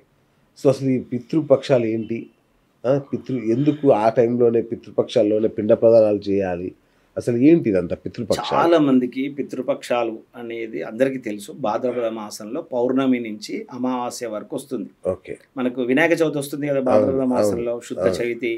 సో ఆ తర్వాత వచ్చేటువంటి ఒక పౌర్ణమి నుంచి అమావాస్య వరకు వచ్చేటువంటి దాన్ని మనం పితృపక్షాలుగా తీసుకుంటాం. ఓకే. ఇక్కడ పితృపక్షాలు అనగానే మనకు పితృదేవతలు, చాలా మంది ఏం అనుకుంటారంటే పితృదేవతలు అనగానే మన తాత ముత్తాత అని అనుకుంటారు. కాదండి. పితృదేవతలు అంటే ఎవరంటే అష్ట వసువులు, ఏకాదశ రుద్రులు, 12 ఆదిత్యులు మన పితృదేవతలు. అంటే పితృదేవతలు ఏంటి ఇక్కడ? తాత ముత్తాత. ఓన్లీ తాత ముత్తాత. ఓకేనా? వీళ్ళందరూ కలిసి ఒక కమిటీ, వీళ్ళందరినీ కలిస్తే పితృదేవతలు అవుతారు. ఈ పితృదేవతల యొక్క డ్యూటీ ఏంటి అంటే మన జన్మ తరహా ఉన్నటువంటి ఒక పాప పుణ్యాలను లెక్క చేస్తారండి. వీళ్ళు క్యాల్కులేట్ చేస్తారు. ఈ జన్మలో వీడి పుణ్యం చేసిండు, ఈ జన్మలో వీడి పాపం చేసిండు, కాబట్టి మరి ఈ జన్మలో వీడి ఇట్లా ఉండాలి. ఈ క్యాలిక్యులేషన్ అంతా కూడా ఈ పితృదేవతలు చేస్తారు. ఇప్పుడు ఒక విషయం అండి, చాలా మంది అంటారు మరి పితృదేవతలు ఇది లెక్క చేస్తా అంటున్నారు కదండి, మరి చిత్రగుప్తుడు ఏం చేస్తాడు, మరి ఆయన కూడా లెక్కలు రాస్తాడు కదా, ఆయన పాప పుణ్యాలు రాస్తాడు కదా అంటారు. ఈ జన్మలంతా కూడా ఎత్తిన తర్వాత మనం పైకి వెళ్ళిన తర్వాత ఫైనల్ అకౌంటింగ్ అనేది చిత్రగుప్తుడు చేస్తాడు. ఇక్కడ జన్మలన్నీ ఎత్తేంత వరకు పితృదేవతలు లెక్కలు రాస్తారు. ఫైనల్ అకౌంటింగ్ ఏమో పైన, ఒకసారి పైకి వెనక మళ్ళా పుట్టడం ఉండదు. ఇక్కడ ఎన్నో జన్మలు ఎత్తుతూ ఉంటాం కదా, ఈ జన్మల క్యాలిక్యులేషన్స్ ఇదంతా కూడా పితృదేవతలు చేస్తారు. అయితే ఈ పితృదేవతలు ఎప్పుడు మనకు అందుబాటులో ఉండరండి. ఓకేనా? రెగ్యులర్గా అందుబాటులో ఉండరు. ఇప్పుడు చాలా మంది ఈ ఆబ్దికాలు పెడుతూ ఉంటారు కదా, లేదా సంవత్సరం మనం పెడుతూ ఉంటారు కదా, పలానా తిది రోజు అని పెడుతూ ఉంటారు కదా. ఎందుకండి మధ్యాహ్నం పూటనే పెట్టాలని చాలా మంది అడుగుతారు. నన్ను లాస్ట్ టైం ఇంటర్వ్యూ చేసినప్పుడు కూడా కింద రాశారు. నేను ఈ ప్రస్తావన వాంటెడ్లీ పాయింట్ తీసాను.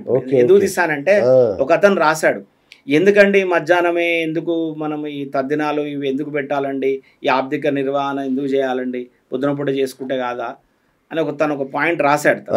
సో నేను వాస్తవంగా కూడా ఏంటంటే ఈ ప్రత్యేకంగా నేను వాంటెడ్లీ ఈ టాపిక్ ఎందుకు తీస్తున్నానంటే మనకి పితృదేవతలు రెగ్యులర్గా అందుబాటులో ఉండరు. సో పితృదేవతలు ఎప్పుడైతే అందుబాటులో ఉంటారో అప్పుడే మనం వారి ఆరాధన చేసుకోవాలి. అయితే మనకి జ్యోతిష్యంలోకి వద్దాం. ఇక్కడికి ఒక 2 నిమిషాలు ప్లీజ్. జ్యోతిష్యంలో 9వ స్థానం ఉంటుందండి, దాన్ని పితృస్థానము అంటారు, 9th హౌస్. సో 9th హౌస్ని బట్టి ఏమి ఇండికేట్ చేయొచ్చు? ఫాదర్తో రిలేషన్షిప్స్ ఇండికేట్ చేయొచ్చు, స్థిరాస్తి పాస్తులకు సంబంధించి చేయొచ్చు, గౌరవ మర్యాదలు, సోషల్ స్టేటస్ చెప్పచ్చు. అలాగే గ్రహాలలో రవి అనే ఒక గ్రహం ఉంటుంది, తన పితృకారకుడు. ఓకేనా? మీరు గమనించినట్లయితే సూర్యోదయాది లగ్నం ప్రారంభమైనప్పుడు 4వ లగ్నాన్ని అభిజిత్ లగ్నం అంటారు. చాలా మందికి తెలుసు, అది అన్ని సకల శుభకార్యాలకు ఉపయోగపడుతుందండి. నెక్స్ట్ లగ్నం ఏదైతే అది అపరాహ్న లగ్నం వస్తుంది, అంటే మిట్ట మధ్యాహ్నం వస్తుంది, అంటే అప్రాక్సిమేట్లీ 1 to 3 వస్తుంది, లేదా 1:30 to 3:30 వస్తుంది. ఇక్కడ కనుక మనం ఇక్కడ ఎందుకు పెట్టాలండి? మనం పితృదేవతలకి ఈ సమయంలో ఎందుకు మనం తద్దినం పెట్టాలి, ఈ సమయంలో ఎందుకు మనం ఆరాధన చేయాలి, లేదా తర్పణాలు ఎందుకు విడిచిపెట్టాలని అంటే ఆ లగ్నం నుంచి కనుక మనం గమనిస్తే 9వ స్థానంలో సూర్యుడు ఉంటాడు. అంటే పితృకారకుడైన సూర్యుడు పితృస్థానంలో ఉంటాడు.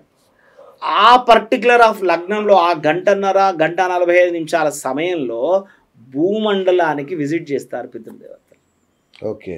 అందుకోసమే ఆ పర్టికులర్ ఆఫ్ సమయంలోనే మనం ఈ యొక్క అపకర్మలు చేయడం కానీ, తద్దినం పెట్టడం కానీ, అర్చనలు చేయడం కానీ చేస్తూ ఉంటారు. అది విశేషం. సో ఇది అయిపోయింది కదా, ఎవ్రీడే ఆ పర్టికులర్ ఆఫ్ టైంకి వస్తుంది. ఇక్కడ మనం పితృపక్షాలకు మహాలయ పక్షము అని కూడా అంటారు, పిత్రామావాస్యలు అంటూ ఉంటారు, మనకు తెలుసు అది మన తెలంగాణ భాషలో. సో ఇక్కడ ఏంటంటే 15 రోజులు ఉంటారు ఇక్కడ. ఓకే. సో ఎవరైనా నాలెడ్జ్ లేక వాళ్ళ తాతలు ముత్తాతలు చనిపోయినటువంటి యొక్క తిథి తెలియకపోతే, ఇన్ఫర్మేషన్ తెలియకపోతే, చాలా మంది తెలియకపోతే పితృదోషం వస్తుంది కదా. రాకపోతే వాళ్ళ యొక్క, ఎందుకంటే మనకు దైవత ఆశీర్వచనం రావాలంటే ముందు మనకు పితృదేవతల ఆశీర్వచనం రావాలి. దేవుడు మనల్ని కరుణించడు ముందు, ఫస్ట్ మన పితృదేవతలు మనల్ని ఆశీర్వదిస్తేనే మనకు దైవత ఆశీర్వచనం ఉంటుంది. సో కాబట్టి ఈ 15 రోజులు ఇక్కడే భూమి మీద ఉంటారు కాబట్టి మనం ఏం చేస్తాం, ఈ పితృపక్షాలన్నీ కూడా ఆచరిస్తాం.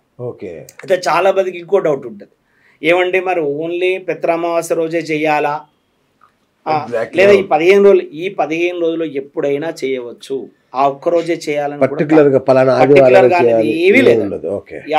ఆ 15 రోజులు మొత్తం కూడా చేయొచ్చు.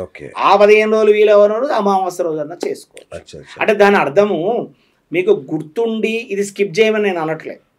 సంవత్సరం చేసేటువంటి ఒక తద్దినాన్ని మీరు మిస్ చేయమని నేను అనట్లేదు. మీకు తెలియకపోతే ఇది చేసుకోండి, కానీ అది మిస్ చేయమని నేను చెప్పట్లేదు.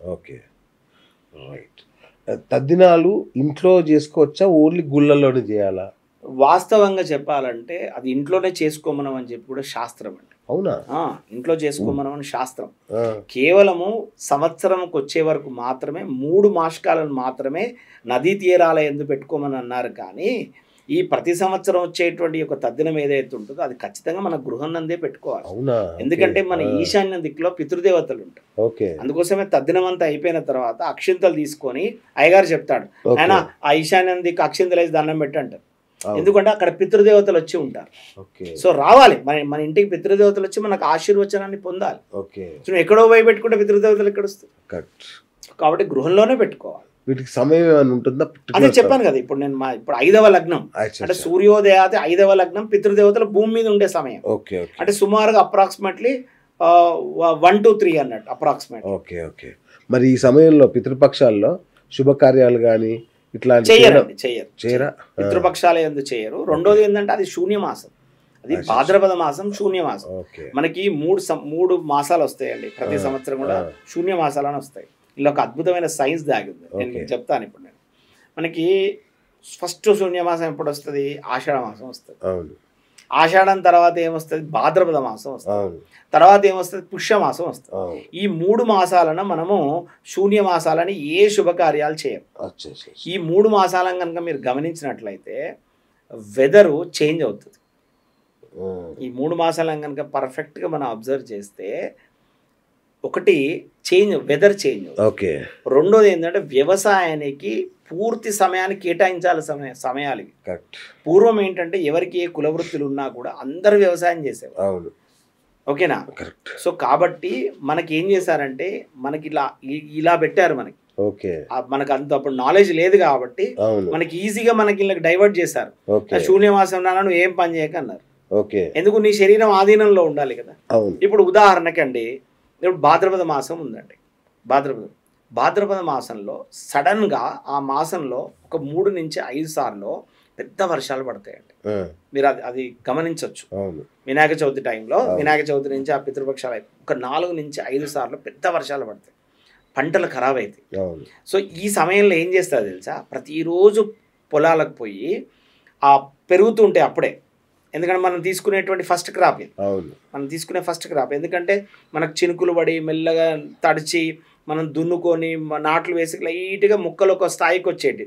ఈ వర్షాలను కనుక అట్లనే కనుక మనం పడనిచ్చినట్లయితే, నీరు కనుక నిలబడితే మొక్కలు ఖరాబ్ అవుతాయి. సో అప్పుడు ఏం చేస్తారు? ఈ పితృపక్షాల సమయం అంతా కూడా లేదనుకోండి, ఈ భాద్రపద మాసం అంతా కూడా వ్యవసాయం చేసుకునేటువంటి వాళ్ళు చాలా అలర్ట్గా ఉంటారు.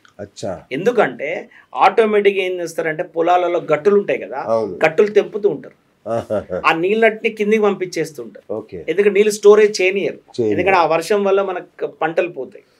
సో అప్పుడు అదే విధంగా మనం పుష్యమాసం తీసుకోండి, ఎప్పుడు వస్తుంది? జనవరిలో వస్తుంది. జనవరిలో ఎంత విశేషం చెప్పండి, పెద్ద పంట తీసేది అప్పుడే కదా.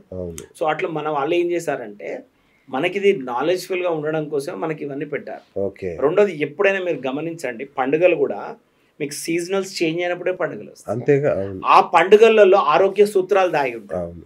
మీరు ఉగాది పచ్చడి అనుకోండి, లేకపోతే మీరు దీపావళి అప్పుడు అనుకోండి, లేకపోతే మీరు ఈ సంక్రాంతి అప్పుడు తీసుకోండి, మనం అరిసెలు ఖచ్చితంగా తింటాం, దాని మీద గసాలు వేస్తాం, తర్వాత ఎక్కువ నువ్వులతో సకినాలు తింటాం, అన్ని ఆరోగ్య సూత్రాలే. సో నేను కూడా ఒక్కొక్కసారి అంటే ఏంటంటే నెక్స్ట్ జనరేషన్ వాళ్ళు మన పిల్లలు వినాలంటే దీంట్లో దాగున్న సైన్స్ కూడా చెప్పాలండి. అంటే అంతే కదా, కూడా విజ్ఞానమే, వాళ్ళు జ్యోతిషం అనేటువంటిది కూడా ఇట్ సెల్ఫ్ ఇట్స్ సైన్స్. మనకి మోడర్న్ సైన్స్ నాన్న ఇది అని చెప్తే మన పిల్లలు కూడా రేపు ఫ్యూచర్ లో వింటారండి. ఇంకొకటి గురుగారు, గర్భవతులు పిల్లల విషయంలో ఏమన్నా నియమాలు ఉన్నాయా వీళ్ళు పాటించాల్సినవి? అంటే దేని పితృపక్షాల్లో అట్లేముండదు, దానికి దీనికి అసలు సంబంధమే లేదు. దానికి ఏం సంబంధం. సో మీరు గర్భవతి అనే ఒక పాయింట్ తీశారు కాబట్టి నాకు బ్రహ్మాండమైన పాయింట్ చెప్తాను. చెప్పండి. చాలా మందికి 3వ నెల 5వ నెల 7వ నెల అబార్షన్స్ అవుతుంది. ఓకేనా?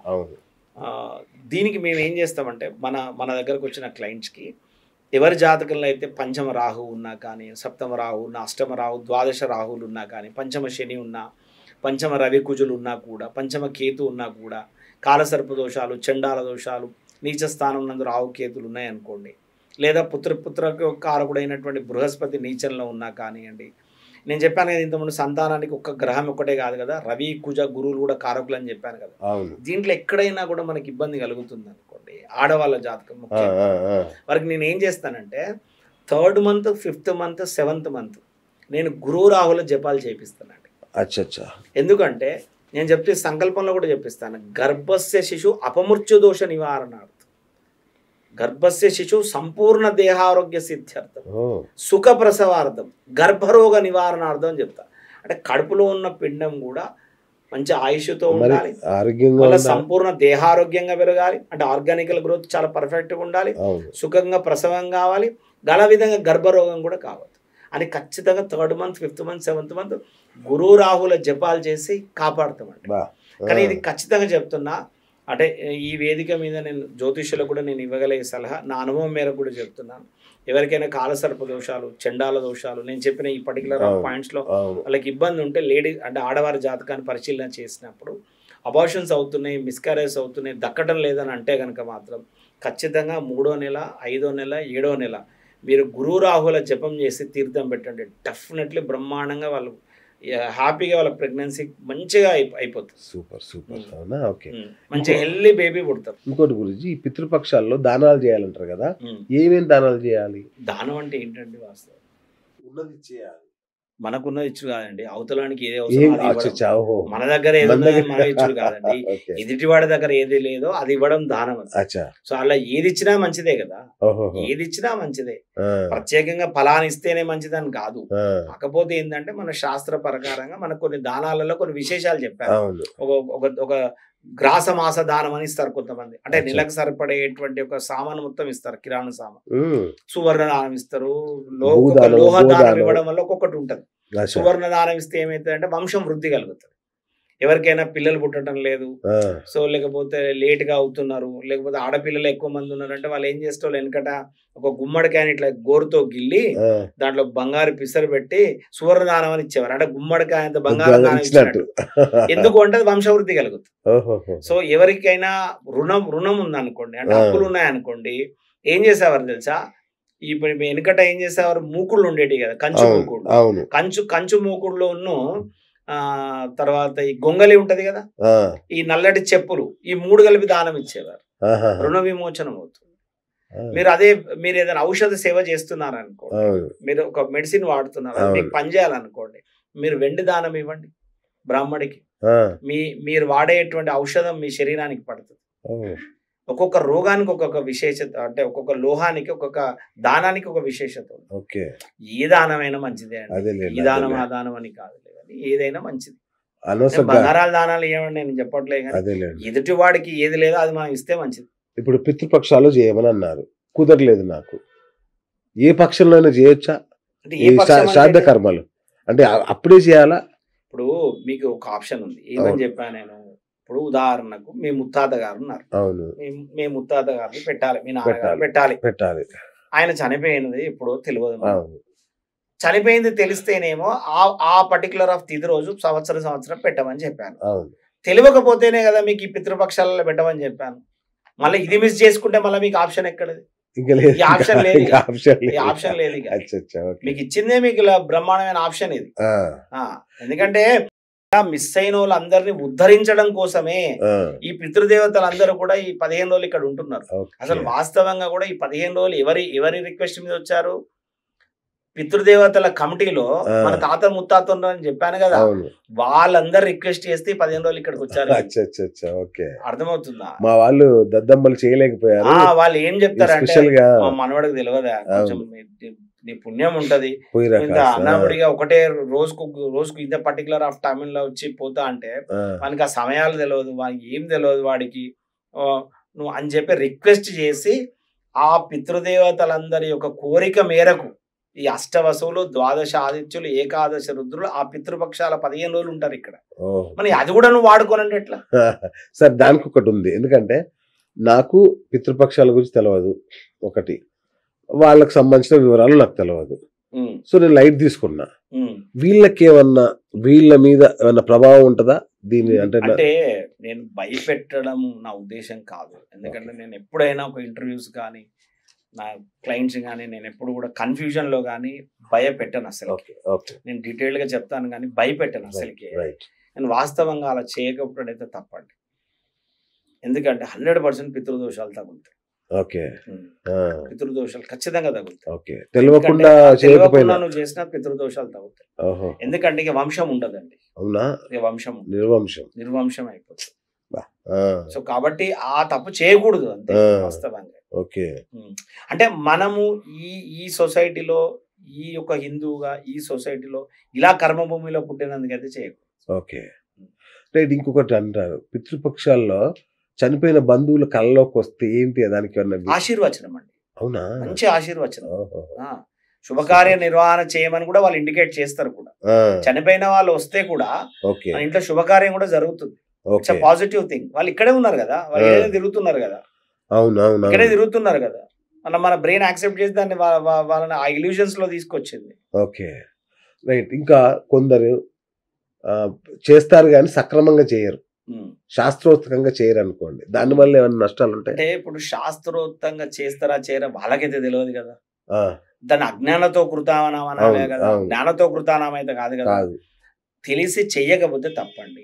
తెలియకుండా వాడు చేస్తే వాడు మానసిక ఆ తృప్తి వాడికి సరిపోతుంది కదా, ఆటోమేటిక్ వాడిని ఫుల్ ఫలితం వచ్చినట్టు. ఇప్పుడు ఒక బ్రాహ్మణులు ఉన్నారండి, నేను నిర్మమాట అని చెప్తున్నాను. ఇప్పుడు బైక్ పోయినాక లెక్కలు కడతాను, బ్రాహ్మడికి ఫుల్ శిక్ష, నాలెడ్జ్ ఉన్నోడికి బ్రాహ్మడికి వేదాలు పురాణ ఇతిహాసాలు చదువుకున్న వాళ్ళు అందరికి ఫుల్ శిక్ష. దీనిలో తగ్గించరు, ఎందుకంటే తెలిసి చేయలేదు, నువ్వు తెలిసి చేసినావు. జ్ఞానతో కృతానం జ్ఞానతో పాపకానం. సో తెలియకుండా చేస్తే అజ్ఞానతో కృతానం అజ్ఞానతో పాపకానం. సో నేను యాక్సెప్ట్ చేయొచ్చు. సో కాబట్టి ఇప్పుడు వాళ్ళకి తెలియదు, శాస్త్రం అనేది తెలియదు. వాళ్ళ ఉద్దేశం ఏంటిది, గుడికి పోవాలట, ఒక అయ్యగారికి ఇంత బియ్యం ఇచ్చి ఇంత పైసలు పెట్టి దండం పెట్టాలట, మా అమ్మ నాన్న వాళ్ళని తలుచుకోవాలట, చనిపోయిన అమ్మ నాన్న తాతలు ముత్తాతలను తలుచుకోవాలట, బియ్యం ఇవ్వాలంట అనుకుంటారు. ఇవన్నీ ఇవ్వండి, అలా ఇచ్చినా కూడా కరెక్ట్ ఫలితమే. ఎందుకంటే వాడికి తెలియదు కదా. కాకపోతే ఏంటంటే ఆ బ్రాహ్మడు చెప్పాలి, నాన్న ఇది పద్ధతి కాదు నాన్న, దీనికి ఒక సంకల్పం ఉంటుంది, దీనికి ఒక మంత్రం ఉంటుంది నాన్న, నేనే మీ ఇంటికి వస్తాను, నువ్వు ఇవన్నీ ఇట్లా ఏర్పరచుకో, ఇట్లా ఉంటుంది నాన్న, ఇట్లా దీపం పెట్టాలి, నతత్ర సూర్యోభాతి నచంద్ర తారకం అని ఇట్లా దీపాన్ని వెలిగించాలి నాన్న, చిత్రపటం మీ నాన్నగారు మీ తాతగారు పటం కూడా వెలిగించాలి. ఇలా ఈ పద్ధతి ఎవరు చెప్పాలి? బ్రాహ్మడు చెప్పాలి. వాడు చెప్పకుండా తీసుకున్నాడు అనుకోండి, ఆ పైన ఉంటే వీడికే టిక్కు, ఆ బ్రాహ్మడికే టిక్కిగా, మళ్ళీ నువ్వు చెప్పాలి కదా, చెప్పకపోతే తప్ప కదా. నేను మీరు గమనించండి, నేను చాలాసార్లు చెప్పాను, నేను ముహూర్తం చూసుకుంటానండి. నేను ముహూర్తం కనుక గృహప్రవేశం ముహూర్తమో పెళ్లి ముహూర్తమో రాంగుంటే నేను ఆ పెళ్లికి అటెండ్ అవ్వని ఎందుకన్నా, ఎందుకంటే ఇది తెలిసి తప్పని నేను చెప్పలేదు అనుకో, ఫస్ట్ నాకు పాయింట్ పడుతుంది నెగిటివ్. ఆడి పోయింది అనుకో, దాన్ని నేను యాక్సెప్ట్ చేసినట్టే, నేను పోను, నేను నిర్మూలన చెప్తాను. నేను తప్పు ముహూర్తమున ఏ పెళ్లి అటెండ్ కానీ, తప్పు ముహూర్తమున గృహప్రవేశం అటెండ్ కానీ నేను పోను కూడా, నేను పోను, నేను యాక్సెప్ట్ చేసినట్టే కదా. ఓకే. చెప్పలేదు అనుకోండి నాకు తప్పే కదా, అంతేగా. చెప్తా వాడు నన్ను తిట్టుకున్నా మంచిది. ఆ! అట్లా బ్రాహ్మణ అనేటువంటి వాడు చెప్పాలి, ఓకే. నాలెడ్జ్ లేదు కదా ఎదుటి వాడికి, కరెక్ట్. చెప్పి చేయించాలి. సో అజ్ఞానంతో చేసిన ఏదైనా ఏం తృణోపరం కాదు, అయినా కూడా మంచిదే. ఏం కాదు. సూపర్. అయితే చాలా మంది విదేశాల్లో ఉంటున్నారు ఇప్పుడు మన వాళ్ళు. ఉమ్, ఉండి ఆన్‌లైన్‌లో చేపించుకుంటున్నారు ఉమ్. వీడియోలలో. ఇది మంచిదా? ఈ పద్ధతిని కానివ్వండి, ప్రోత్సహించు. గుడ్డత్త కంటే మెల్లత్త నయం కదా, ఆ! గుడ్డత్త కంటే మెల్లత్త నయం కదండి. ఆ! కానివ్వండి, ఏమైతుంది ఇప్పుడు, వాడు అసలు చేయకపోయిన దానికంటే అయితే కొంచెం వాడు ఆచరించే ప్రయత్నం అయితే చేస్తున్నాడు కదా, ఆ! ఏం కాదు, అచ్చా, విదేశాల్లో ఉండైనా కూడా ఈ పద్ధతిలో చేసుకోవచ్చు. చేసుకోవచ్చు, తప్పేం లేదు. సో గురుగారిగా చివరగా వినాయక చవితి వస్తుంది. సో తరతరాలుగా వినాయక చవితి, ఆ తర్వాత దసరా, ఇక ఇవన్నీ వస్తూనే ఉన్నాయి. దసరాలో అమ్మవారిని నిమజ్జనం చేస్తారు. ఇప్పుడు ఇక్కడ వినాయకుడిని నిమజ్జనం చేస్తారు. ఈ నిమజ్జనం ఏంటి విచిత్రంగా? దేవుణ్ణి తీసుకెళ్లి నీళ్ళల్లో పడేయడం ఏంటి? కొంత వింతగా ఉన్న ఇది, దీని వెనుక పరమార్థం ఏమైనా ఉందా అని. అంటే శాస్త్రీయపరమైనటువంటి అంశాలు చాలా ఉంటాయండి. అంటే ఓకే. పురాణ గాథ అనుకోండి అండి, కథలు అనుకోండి అండి, ఓకే. దాంట్లోకి నేను వెళ్ళలేను. ఓకే. ఎందుకంటే నేను పౌరోహిత్యుడిని కాదు, లేదా ఓకే. నేను వేద పండితుడిని కాదు, కాబట్టి దానికి సమగ్రమైనటువంటి ఇన్ఫర్మేషన్ నేను ఇవ్వలేను. కానీ దీంట్లో దాగున్న అద్భుతమైన సైన్స్ విషయం ఒకటి చెప్తాను. అచ్చా. ఏంటంటే యాక్చువల్గా గణపతి విగ్రహాన్ని ఎలా చేయాలి, ఓకే. ఎలా చేసేవారు పూర్వం. ఓకే. ఏం చేసేవారు, నది దగ్గరికి వెళ్ళి లేదా ఆ కుంట దగ్గరికి వెళ్ళి అక్కడ ఉన్నటువంటి ఒక బంకమట్టి, అవును. బంకమట్టిని తీసుకొని వచ్చి చేసేవారు. అవును. అవునా? కరెక్ట్. చేసిన తర్వాత ఏం చేసేవారు, 9 రోజులు మనం ఆచరించేవారు. ఆ. సరే, ఇంట్లో ఒక రోజు చేసుకుంటారు, సాయంత్రం ఇది చేస్తారు. తీసేస్తారు. అవును. కానీ మనం ఏం చేసేవారు, బాలగంగాధర్ తిలక్ స్టార్ట్ చేశాడు కదా, ఊరు వాడ ఈ అవును. నవరాత్రులు చేయమని చెప్పి అవును. బాగా చేశాడు కదా. అవును. సో అప్పటి నుంచి కూడా మనకి ఇది ఒక అలవాటుగా భావించినాం కదా. Yes. దానికంటే పూర్వం ఏం చేసేవారంటే, అసలు నవరాత్రులు లేవు, బాలగంగాధర్ తిలక్ గారే ప్రారంభించారనడానికి లేదు, ఆ, ఊరు వాడ దాన్ని విస్తరించడానికి కారకుడు బాలగంగాధర్ తిలక్. కరెక్ట్. కరెక్ట్. అంతేగాని దానికంటే ముందు నవరాత్రులు చేయలేదా అంటే తప్పదు, అంతే. చేశారు. అవును. బట్ ఒకటే ఉండేది, ఓకే. ఊరు మొత్తానికి ఒక దగ్గర Correct. ఒక ఒకటే దేవాలయంలో పెట్టేవాళ్ళు. చేసేవారు, అవును. ఒకటే అవును. పెట్టారు, అందరు కూడా అక్కడికి ఆచరించేవారు. అవును. ఇలా అద్భుతమైన సైన్స్ ఏంటండి అంటే, ఈ పర్టికులర్ ఆఫ్ సమయంలో కుంటలలోకి వెళ్ళి ఆ మట్టి తీసుకొని వచ్చి మనకి ఏకవింశతి పూజలన్నీ ఉంటాయి, ఈ ఆ. గణపతికి చేస్తూ ఉంటారు. ఓకే. ఓకేనా, 21 ఆకులతోటి మనం పూజ చేస్తాం. ఓకే. అంటే రకరకాలైనటువంటి ఆకులతోటి మనం అవును. చేస్తాం. పత్రి, గరిక పత్రి. పెడతాం, అవును. పత్రులు అంటాం కదా, అవును. మనం అవును. 21 పత్రులతోటి చేస్తాం కదా. అవును. ఈ 21 పత్రులు అన్ని కూడా దివ్య ఔషధాలండి, అచ్చా. అచ్చా. ఔషధ గుణాలు ఉన్నటువంటి పత్రులు ఇవన్నీ కూడా. ఓకే. ఇవన్నీ కూడా మనం పేర్చి పెట్టి మళ్ళీ ఇదే మట్టిని తీసుకొని పోయి మళ్ళీ ఎక్కడ వేస్తాం, మన కుంటలో వేస్తాం. అవును. అలా వేయడం వలన ఆ కుంటలన్నీ కూడా మళ్ళీ రీగెయిన్ అవుతాయి. ఒక రకంగా చెప్పాలంటే సైన్స్ ఇది. అవన్నీ ఆ ఔషధ గుణాలు కలిగిన ముక్కలన్నీ తీసుకెళ్లి వేయడం వలన ఆ కుంట అంతా కూడా మళ్ళీ పరిశుభ్రత అవుతుంది. ఓకే.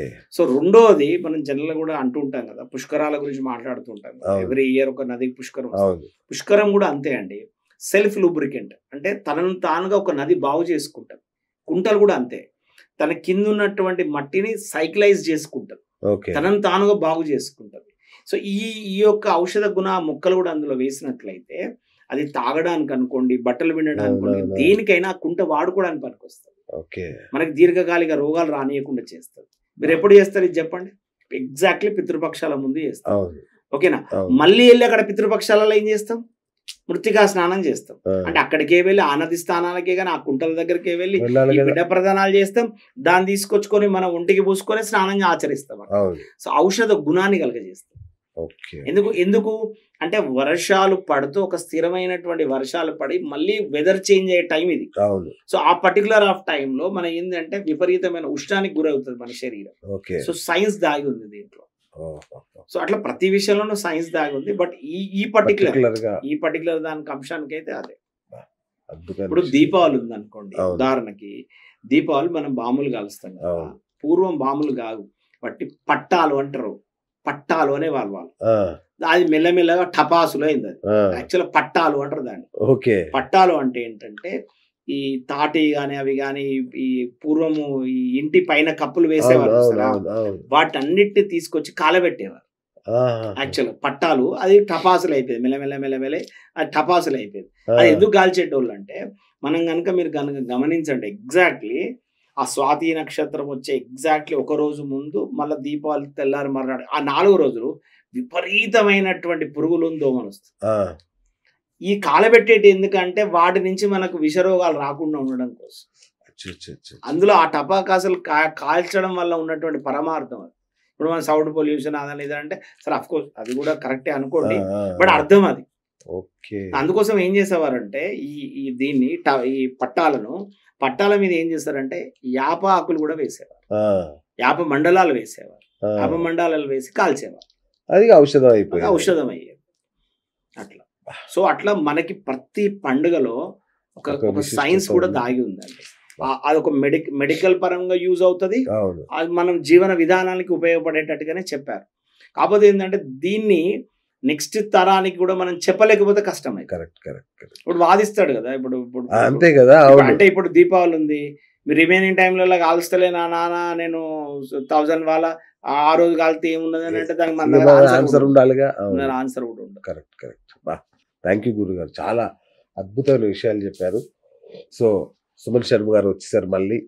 ఇక జస్ట్ నాకు తెలిసి మనం ఇంతమంది జ్యోతిష్ల ఇంటర్వ్యూలు చేస్తుంటాను, నేను కొన్ని వందల మంది చేస్తుంటాను, కానీ just place of birth, time of birth ఇస్తే మీ జాతకం మొత్తం చెప్పేవాళ్ళు రేరెస్ట్ ఆఫ్ ద రేర్. నిజంగా చెప్తున్నా, మీరు కూడా ఎంతోమందికి చూపించుకుని ఉంటారు కదా. సో అట్లాంటి విశిష్టత ఉన్న వ్యక్తి డాక్టర్ సుమన్ శర్మ గారు. సో ఈ కింద నెంబర్ కాల్ చేయండి. మీరేం చెప్పొద్దు, మీ ఇంట్లో జరిగే విషయాలు.